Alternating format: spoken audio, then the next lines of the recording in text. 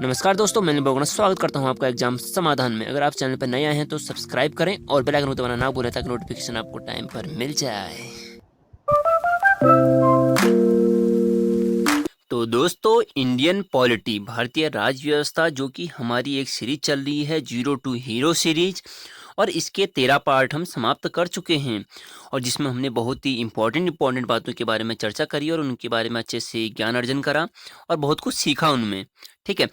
और आज की वीडियो जो कि है 14th वीडियो, जिसमें हम लोकसभा के कुछ बहुत इंपॉर्टेंट पॉइंट जो कि एग्जाम में बहुत घुमा के पूछता है, जिनमें बहुत बार मिस्टेक्स होती हैं, उनके बारे में चर्चा करेंगे। क्योंकि इसका बेसिक तो मैं आपको पिछली वीडियो में बता चुका हूँ और आज की वीडियो में कुछ ऐसी चीज़ें बताऊंगा जो कि मतलब कि ज़्यादातर लोग इसको गलत कर देते हैं। ठीक है। तो दोस्तों, चलते हैं आज की वीडियो की ओर। तो आज की वीडियो का पहला क्वेश्चन है और पहला पॉइंट जो है वो है कि कोई विधेयक धन विधेयक है या नहीं, इसका निर्णय कौन करता है। तो दोस्तों, इसका निर्णय जो करता है ना, वो हमारा लोकसभा द्वारा किया जाता है। और आप इस बात से भी अच्छी तरह से परिचित हैं कि हमारा जो हमारा धन विधेयक आता है कौन से में आता है, तो अनुच्छेद 110 में आता है।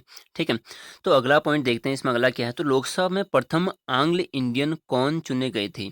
देखो, आंग्ल इंडियन कौन से होते हैं, आप सबको पता है कि हमारे आंग्ल इंडियन जो होते हैं वह ऐसे व्यक्ति होते हैं जो कि पहले क्या थे, मीन्स कि अंग्रेज हैं और अंग्रेजों के टाइम से यहाँ पे रह रहे हैं। ठीक है।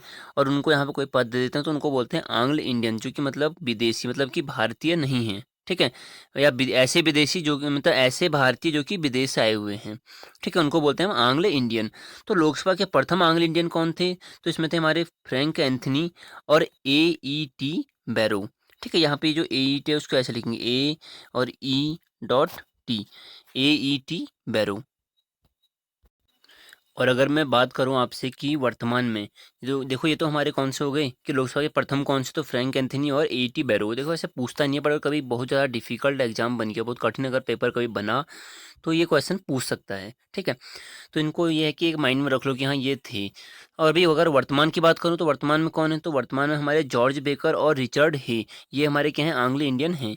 इनको देखो आंग्ल इंडियन भी कहते हैं और एंग्लो इंडियन भी कहते हैं। ठीक है। तो एंग्लो इंडियन अगर कोई आपसे बोले कि हाँ एंग्लो इंडियन कौन है या एंग्लो इंडियन क्या होता है, तो एंग्लो इंडियन क्या है कि ऐसे व्यक्ति जो कि विदेश से आए हुए थे और यहाँ भारत में ही क्या है, रहने लग गए। ठीक है। तो उनको क्या बोलेंगे, एंग्लो इंडियन। ठीक। यहाँ पे ये पॉइंट आपको समझ में आ गया होगा। तो आगे देखते हैं आगे हमें क्या स्पेशल चीज़ें देखने को मिलती हैं। तो आगे हमारा पॉइंट है कि यहाँ पे है कि SC MST के लिए जनसंख्या के अनुसार अनुपात में आरक्षण किस अनुच्छेद में दिया गया है। देखो, यहाँ पे SC MAT नहीं है, यहाँ पे SC और ST के लिए है। ठीक है। मतलब कि SC और ST के लिए जनसंख्या के अनुपात में आरक्षण किस अनुच्छेद में दिया गया है, तो अनुच्छेद 330 में दिया गया है। ठीक है। किस अनुपात में दिया गया, तो अनुच्छेद 330 में दिया गया। और अगर आपको मैं बोलूँ कि 330, 331, 332, इन पॉइंट को अच्छे से याद करें। 331 में हमारे एंग्लो इंडियन वाले आते हैं। ठीक है। तो इनके सारे हमारे क्या हैं, ये 331, 32, 33 हमारे सारे के सारे SC और ST से संबंधित हैं। तो अगला पॉइंट देखते हैं कि वर्तमान में SC तथा ST के लिए कुल कितनी सीटें आरक्षित हैं। अगर बोला जाए कि वर्तमान में कितने हैं, हमारे हमारे SC और ST के लिए कितनी सीटें आरक्षित हैं, तो टोटल हमारी इसमें कितनी सीटें आरक्षित, तो 131 सीटें हमारी आरक्षित हैं। ठीक है। इतना पॉइंट तो आपको समझ में आ गया हो कि हमारे वर्तमान में इसमें कितने 131 सीटें तो हमारी आरक्षित हो गई। ठीक है। तो कुल तो अगर बोला जाए तो 131 तो ये तो हो गए। ठीक। अब अगर मैं बोलूँ SC के कितने होते हैं, तो SC को जो होते हैं वो 84 होते हैं और ST के बोला जाए तो हमारे 47। तो यहाँ पर अगर आप इनको प्लस करोगे तो हमारा 131 हो ही जाएगा। आगे नेक्स्ट पॉइंट हम देखते हैं कि किस संविधान संशोधन के तहत लोकसभा और विधानसभा की सीटों की संख्या 2026 तक जितनी अभी प्रेजेंट में है उतनी ही रहेंगी। तो देखो, यह किस उसमें बोला गया है अनुच्छेद में, मतलब इसमें कहाँ बताया गया है? तो ये हमारा 84वें संविधान संशोधन में बताया गया है कि जो हमारे अभी प्रेजेंट में जितनी सीटें हैं हमारी संविधान में संशोधन, जो मतलब लोकसभा में कितनी है, ऐसे 545 तो हमारी हो गई, कितनी जो अभी प्रेजेंट में है, और 552 अधिकतम हो सकती हैं। तो यह कब तक रहेगा? तो यह हमारा 2026 तक है कि हाँ, ये यही बना रहेगा। अगर बाद में फिर चेंज की जरूरत पड़ी तो 2026 के बाद इसमें चेंजिंग की जाएगी। अगर पूछा जाए कौन से संशोधन के तहत बोला गया, तो 84वें संविधान संशोधन के तहत यह बोला गया है। नेक्स्ट पॉइंट देखते हैं कि हमें क्या मिलता है इसमें। तो नेक्स्ट पॉइंट देखो यह है कि लोकसभा में राज्यों के लिए स्थानों का आवंटन किस वर्ष की जनगणना के आधार पर किया जाता है। इसमें मेन जो ध्यान देने वाली बात है कि इसमें क्या लिखा है, किस वर्ष की जनगणना के आधार पर किया गया है। क्या कि जो हमारे राज्यों के लिए स्थानों का आवंटन, की किस राज्य के लिए कितने हमारे क्या हैं लोकसभा के पद हमारे होने चाहिए। जैसे कि मैं बोलूँ उत्तराखंड के लिए हैं, या यूपी के लिए, हरियाणा के लिए, मतलब बोला जाए, या हम बोलूँ कि यहाँ पे केरल, तमिलनाडु, इधर भी नीचे की साइड को बोलें कि कितने किस राज्य से कितने लोकसभा सीट आएंगी। तो यह जो निर्धारित किया गया है वह 1971 की जनगणना के आधार पर किया गया है। आई होप ये पॉइंट आपको समझ में आया होगा। यानी कि वर्तमान में नहीं करेंगे। 1971 की जनगणना के अनुसार हमारे सारे ये पद होते हैं। चाहे राष्ट्रपति का चुनाव, जो राष्ट्रपति के जो हमारा निर्वाचन होता है ना, तो उसमें जो MP MLA इनके जो वोट हमारे काउंट किए जाते हैं वो भी हमारे 1971 के अनुसार किए जाते हैं। अब आपके माइंड में ये क्वेश्चन आया होगा कि 1971 के अनुसार ही क्यों किए जाते हैं। तो देखो, तो वहाँ पे दोस्तों ये था कि 1971 इस टाइम तक क्या था कि एक यहाँ पे कानून लाया गया था कि हाँ, हम तो हमारे दो टाइप का, ठीक है। तो जब ये लाया गया तो उत्तरी भाग में, मीन्स कि अगर मैं बोलूँ जो हमारा भारत है, तो उसका जो उत्तरी भाग था ना, इस एरिया में तो क्या था कि यहाँ पे हम दो, हमारे 2 4 8 जितने भी थे चलते, यही प्रोसेस चल रही थी। बट जो हमारे दक्षिणी है, ठीक है, जो हमारा दक्षिणी भाग पड़ता है, इसमें केरल, इधर तमिलनाडु, ये चीज़ें आती हैं, उनने क्या करा कि हम दो, हमारे दो वाला जो नियम था उसका पालन करा। तो वहाँ पे जो हमारी जनसंख्या थी एक स्थिर दर से बढ़ रही थी, ठीक है।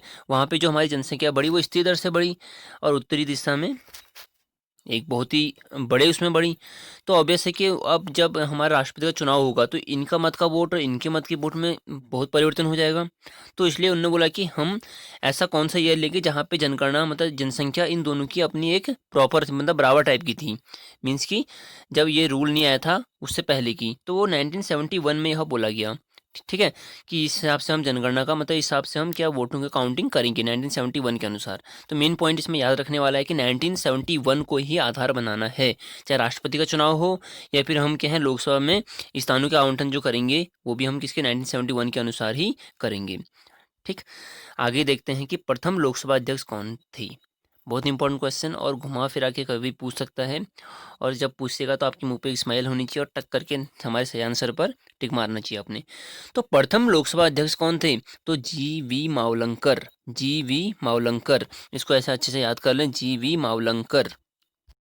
और अगर इसमें दूसरा पूछा जाए तो उसमें क्या आएगा, अनंत शयनम आयंकर, GV मावलंकर, अनंत शयनम आयंकर। ऐसे करके आप फर्स्ट और सेकंड वाले को याद कर सकते हैं। आगे बढ़ते हैं कि वर्तमान में लोकसभा अध्यक्ष कौन है। ही मत हंसना। देखो, मुझे पता है, आप सबको पता है कि हाँ वर्तमान में कौन है, तो ये हमारे ओम बिरला जी हैं, ठीक है।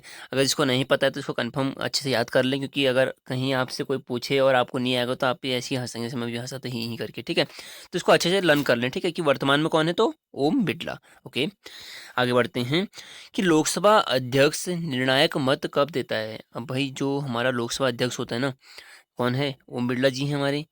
तो वो निर्णायक मत कब देंगे? निर्णायक मत क्या होता है कि उनका मत ऐसा हो जिससे कि निर्णय हो जाए किसी चीज़ का। निर्णायक मतलब कि उससे निर्णय, हमारा कोई निर्णय निकल रहा है। तो जब क्या हो, पक्ष और विपक्ष के मत बराबर हो। जैसे कोई भी अगर रूल लाया गया, या भी कोई भी, जैसे कि बोले कोई कानून के लिए, कोई कानून बनाने के लिए या किसी भी चीज़ के लिए अगर वोट हुआ और उसमें पक्ष और विपक्ष के दोनों के बराबर हो गए, ठीक है, दोनों के बराबर हो गए। अब भैया अगर जो लोकसभा अध्यक्ष है उसने उसके पक्ष में डाल दिया तो वो जीत जाएगा, विपक्ष में डाल दिया तो वो जीत जाएगा, ठीक है। तो इतना महत्वपूर्ण ये वोट होता है इसका। आगे बात करते हैं प्रथम महिला लोकसभा अध्यक्ष कौन थी। ये भी आप सबको पता है और एग्जाम में पूछा भी जाता है, मीरा कुमार थी, ठीक है। आगे देखते हैं इसमें, लोकसभा में सदस्यों के कितने दिन अनुपस्थित रहने पर उनकी सदस्यता को समाप्त किया जा सकता है।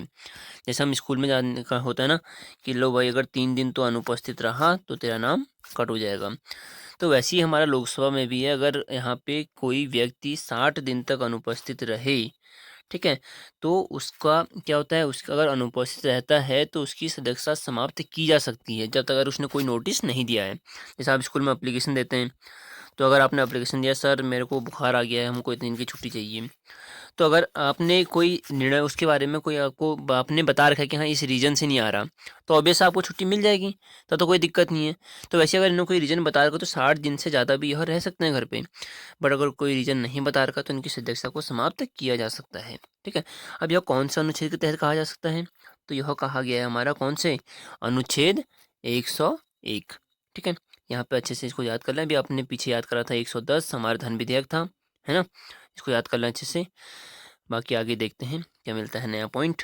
तो नया पॉइंट हमारा बहुत ही अच्छा पॉइंट है कि भूतपूर्व संसद, जो हमारे भूतपूर्व संसद के सदस्य होते हैं, उनकी पेंशन, देखो इनकम तो दे ही रहे हैं, पेंशन की व्यवस्था कब लागू मतलब की गई थी, कब से ऐसा बोला गया कि जो हमारे भूतपूर्व संसद हैं उनको भी क्या है, जो भूतपूर्व सांसद होंगे या संसद के सदस्य होंगे जो, तो उनको क्या है कि उनको पेंशन दी जाएगी। ये कब बोला गया? तो ये 1976 में बोला गया था। ठीक है? कब बोला गया? तो 1976 में बोला गया। और अगर मैं आपसे ये बोलूँ कि जो हमारा लोकसभा है वह राष्ट्रपति कब भंग कर सकता है? ठीक है, इसको राष्ट्रपति कब भंग कर सकता है? तो राष्ट्रपति इसको भंग कर सकता है, कब करेगा? जब यहाँ से प्रधानमंत्री बोलेगा उसको कि राष्ट्रपति को बोलेगा, भाई साहब तो नहीं बोलेगा बोलेगा राष्ट्रपति जी ऐसी ऐसी बात है और हमें लोकसभा को भंग करना है। तो बोलेंगे चलो भैया आपने बोल दिया है और आपने हमको बता दिया ये चीज़ करनी है तो हम कर देते हैं। तो यहाँ पे राष्ट्रपति क्या करेगा? भंग कर देगा किसको? लोकसभा को। आई होप ये पॉइंट आपको समझ में आया होगा। और दोस्तों जितने भी अभी तक मैंने आपको अनुच्छेद बताए हैं उनको थोड़ा थोड़ा रिवीजन करते रहें। जैसे कि मैंने बताया था आपको अनुच्छेद 108, तो 108 में क्या था कि उसको यहाँ पे संयुक्त अधिवेशन बुलाता है कौन? राष्ट्रपति बुलाता है। और उसकी अध्यक्षता कौन करेगा? तो लोकसभा का जो अध्यक्ष होगा वो करेगा। ठीक है, तो 108 आपको पता है। उसके बाद अभी मैंने आपको बताया कि 110 किससे संबंधित? तो धन विधेयक से संबंधित है। और अगर मैं बोलूँ आपको 111, तो 111 में मैंने क्या बताया था आपको कि जेवी वीटो, और पहली बार प्रयोग किसने करा था? ज्ञानी जैल सिंह ने करा था। क्यों करा था? डाकघर संशोधन विधेयक पर करा था। ठीक है, और उसके बाद अगर मैं आपको बात करूँ कि अनुच्छेद 85 तो हमारा किससे संबंध था? तो उसमें था कि हमारा राष्ट्रपति क्या है कि लोकसभा को भंग कर सकता है, या भंग कौन सा अनुच्छेद के तहत कर सकता है? तो अनुच्छेद 85 के तहत कर सकता है। ठीक, तो कुछ दोस्तों ये इंपॉर्टेंट जो हमारे अनुच्छेद हैं इनको याद करते रहें। अगर इनको याद करते रहोगे, पढ़ते रहोगे, रिविजन करते रहोगे, तो एक दिन आप क्या होगे? जीरो टू हीरो बनी जाओगे। ठीक है, अगर आप आज जीरो हो तो अगर आपने रिवीजन करते रहे तो आज जीरो हो तो एक दिन हीरो बन जाओगे। कोई वो उसमें इसमें कोई भी क्या बोलूँगा मैं, इसमें कोई भी ऐसी मतलब आपको कन्फ्यूजन नहीं होना चाहिए कि हाँ ऐसा नहीं होगा। पर अगर आप रिवीजन करते रहे तो ये जीरो बढ़ते रहेंगे और इनके आगे कभी ना कभी 1 लगेगा या फिर 2 लगेगा, 3 लगेगा, बढ़ते रहेगा आपके लिए। तो दोस्तों रिवीजन ना छोड़ें कभी भी, रिवीजन करते रहें, चाहे कैसे भी हालात हैं, रिवीजन करना ना छोड़ें। बाकी दोस्तों मिलते हैं आपको अगली वीडियो में। अगली वीडियो जो हमारी होगी वो राज्यसभा के बारे में होगी और उसके भी हम बहुत इंपॉर्टेंट पॉइंट के बारे में चर्चा करेंगे। तो मिलते हैं दोस्तों अगली वीडियो में। Thank you for watching. जय हिंद, जय भारत।